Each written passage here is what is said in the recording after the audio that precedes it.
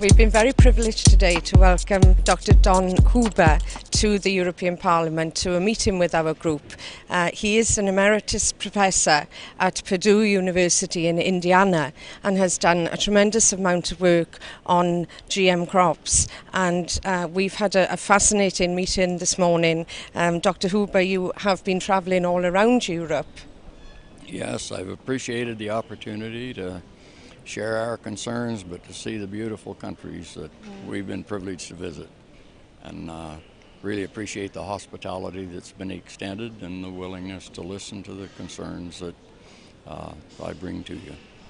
The evidence that you have put together is very enlightening and of course will inform our work here in the Parliament. Can you outline some of the main concerns that you have about GM crops and about pesticides? Yes, what we're seeing today is very different in our agricultural production than we saw 30 years ago or even 15 years ago, and those changes have actually come about to challenge our sustainability, both in our crop production and our animal production, and we're seeing that reflected now in the increased human diseases that many people say are of unknown origin or unknown cause, but we can trace them back if we understand what the effects of glyphosate are and how it works, and also what the genetic engineering process is. So with glyphosate, it's a very powerful herbicide, but it works by increasing susceptibility of plants to disease. And residues in feed and in food also reduce our resistance to disease and the environmental stresses that are so common from weather or cold, temperature, or moisture, those things that they influence disease, but it's how they fit into the agricultural system. So that if we understand that the genetic engineering process doesn't do anything to the glyphosate, it only increases or makes it possible for us to apply glyphosate to that genetically engineered plant.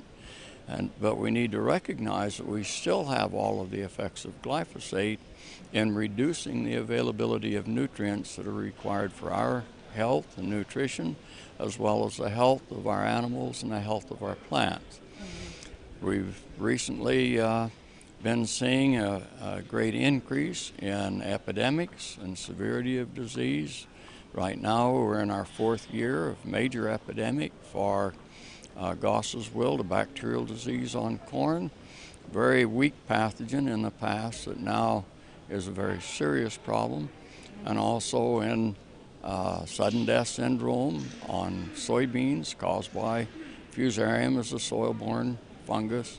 We also have the fusarium head blight and the increasing levels of toxin, and a number of other diseases that are all documented in the scientific literature to be increased by the application of glyphosate, because that's how glyphosate works, is to predispose plants to these pathogens that are always present in the soil that we've had to deal with and manage for centuries.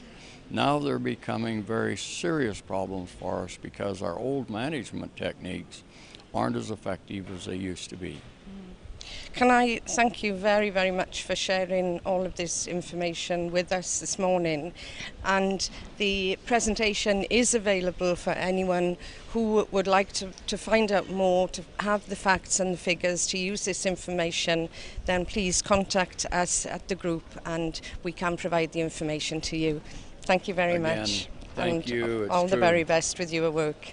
It's truly an honor to be here, and I'm very grateful for the time that you've taken out of your very busy schedule and interest to let me share those concerns that are becoming very real. Thank you very much.